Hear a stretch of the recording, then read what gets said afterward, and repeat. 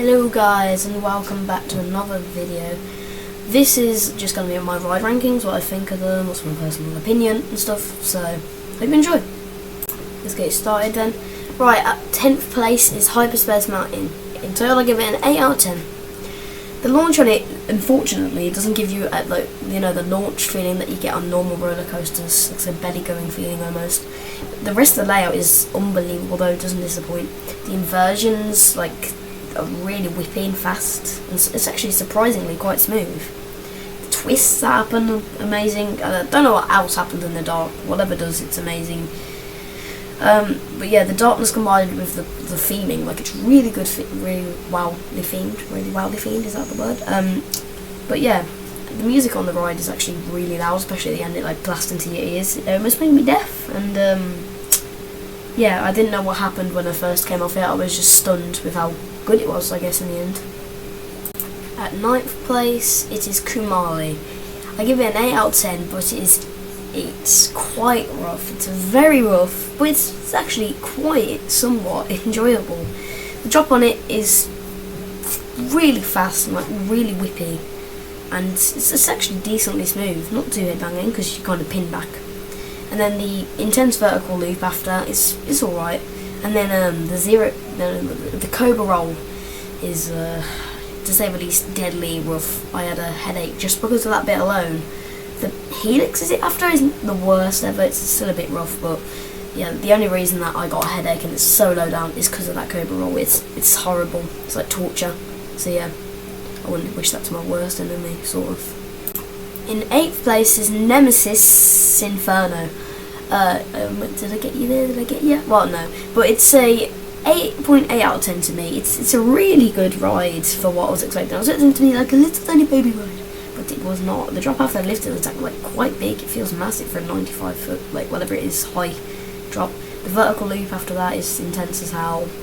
The inversions and the double corkscrew is really feel really whippy, and they're really unique for a UK coaster. I've never really seen anything.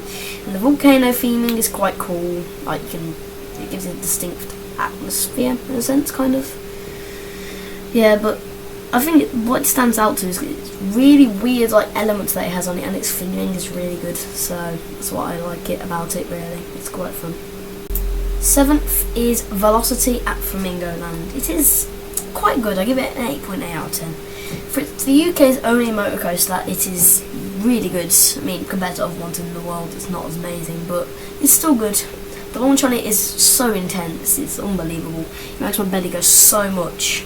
The turns on it after squish my nuts, it hurts. I will say, but the seating is quite uncomfortable. The only problem with it, it's a short but punchy ride. To say it's a right or massive rug. It's got quite a good amount of airtime. And the last little tiny ones at the end, even though they look tiny, they actually give a lot of airtime, which is surprising. But yeah, decent ride. 6th is Avengers Assemble Flight Force, formerly known as the Rocking Roller Coaster. I give it a solid 9 out of 10. When I first went on it, it was unbelievable. The launch on it was intense as how my brain exploded with how intense some of these inversions are, but now, because I went on it about 9 times in a row, I kind of got used to it a bit in the end, so now launches don't really make my belly go as much, so I'm kind of used to launches now. But anyways, it's one of my favourite launch coasters. It's unbelievable. It's so fun. Not too short, not too long, but it does certainly pack a punch. The inversions are so intense. The corkscrews rough but whippy, and it's the overall experience is good. And then the one time I went on it, it broke down while I was on it, so at the launch it said 3, 2, 1, go, and it didn't go, so it just shut off without warning about a couple of minutes later, and it was so fun. I will say it is a solid 9 out of 10, and it's unbelievable. 5th place, we're already halfway there. This is going to be a very short video, but we're at Nemesis Reborn, the better Nemesis in my opinion. I give it a 9.49 out of 10. It's good. It's pretty damn good. It was my favourite ride, at one point. It sit lower in my top 10 when I made my original top 10, and now I put it higher because I just realised how much fun it was. But yeah, the drop at the beginning is kind of a mock drop. It's tiny, it doesn't do much, but then the corkscrew after, oh my god, It's like it knocks you about. It's smooth, but it knocks you about. And then the turn after, I'm sure anyone that's been on it knows about that turn. That turn is deadly. My brain kind of imploded, re-exploded, and then imploded again and exploded again. I can't even describe it. Then the drop before the vertical loop is my favourite part because it's massive and it's just fun. And then the massive vertical loop is intense considering how big it is. And the corkscrew before you get into the station is pretty damn intense, but it's a very good ride and it deserves like how much love it gets. And the theming on it as well. I don't really care about theming usually, but this theming is too hard to ignore. Never mind, it's not going to be too short a video, but the Swarm is in 4th place. It's a 9.5 out of 10 for me. It's an amazing ride for sure, and one of the most unique experiences ever on the roller coaster for me personally, obviously. The dive drop at the start is delivers so much hang time. It feels like the shoulder restraints are going to give out at any second, but it's like if unbelievableness was a word, then that like Swarm would take it like completely.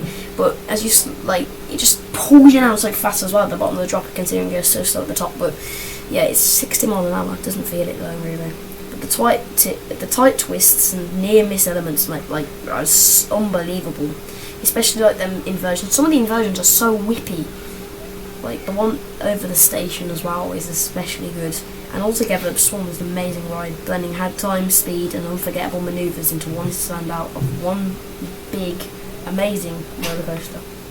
In 3rd place is Sick Flamingo Land, and now we're getting into precise measurements of we call it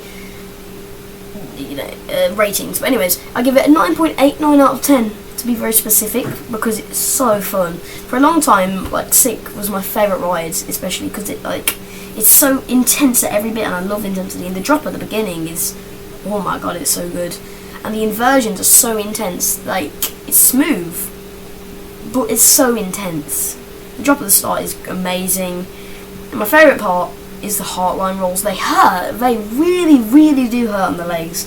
But it's just like floating sideways, twisting upside down. You don't even know which way up you are by the end of it. And then the heartline roll on the station hurts the most for me because it's so slow. It's just, but it's still so fun. It's undeniable. But yeah, I can see why this was my favourite ride, because I agree with my own opinions, you know. But anyways, now we're in the top 2. We were in the top 3 last time, but now we're in the top 2 to the 2 best rides in the world, in my opinion, and UK for me, because I've never really been out of the UK except for Disneyland Paris. Anyways, my second is Stealth. I give it a 9.9 out of 10. The launch on it is the best launch ever, no doubt, hands down. Everything, I'll fight for it. The sheer acceleration is absolute insanity. One moment you're sitting still, the next you hold forward at 0 to 18, 1.8 seconds, which is ridiculous. It leaves your stomach behind. The launch alone is just obviously basically the ride, but it doesn't stop there. The 205 foot top hat is like gives you so much airtime, and the drop off it is actually insane. Yeah, but it gives you weightlessness, and if you like heights, it's good for you. If you like speed, it's good for you.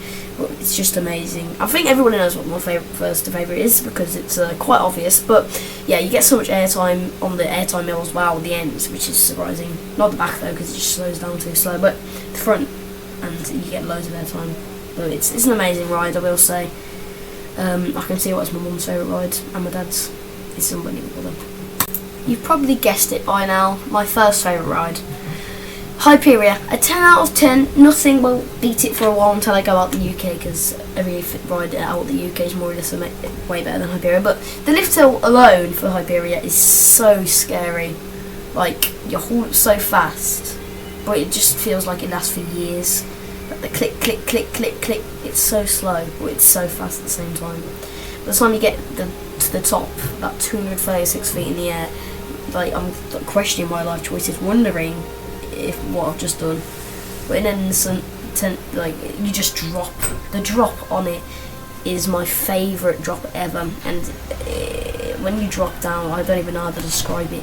It's unbelievable. I'm lost for words with how good it is. It just, the way you drop down so fast. Like the front row, it's all right. You get good views, but it's, in my opinion, people say the further back you go, it ruins the drop, but to me it gets way better. So the middle was alright, like a bit better than the front, and then the back on the drop, you get so much airtime, you get twisted around so much, you get so much speed, you get so much belly going, it's unreal. But yeah, it's unbelievable. It makes my brain like say no, no, no, but my heart wants to go yes, I want more. And then like just when you've like survived the main thing, my main favourite thing, it throws you like upwards and twists you around and drops you. That bit as well, oh my god, it's so insane. I don't even know like how Hyperion exists in the UK, but whatever. And then like, yeah, after that twist, the outer bank turn, whatever it is just ridiculous. Like, it's trying to eject you off the track. I'm assuming it's faster now after they did the wheel thing anyway. But like, it throws you out your seat, and then as you do the twist back down, you do a hang time loop where you get a lot of hang time, but you got more hang time before, which I didn't even know was possible. Like, I don't even know the words to describe Hyperion. Like, that drop, the only thing that really makes that drop so good is how much speed it picks up, which is roughly 81 miles an hour, which is just ridiculous. And yeah, the front row, it made my eyes hurt because of how fast it was. But yeah, it really does feel like weightlessness, yeah. But it was more weightlessness, I guess, before like they got the wheel change. But it was so good.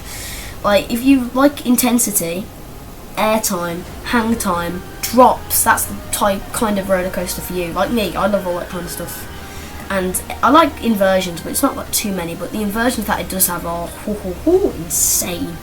But yeah, it's the best experience I've ever had, without a doubt. It holds the #1 spot in my rankings, and it will do for a long time. Like, it redefines what I thought would be a coaster. I thought it was going to be good, not that good.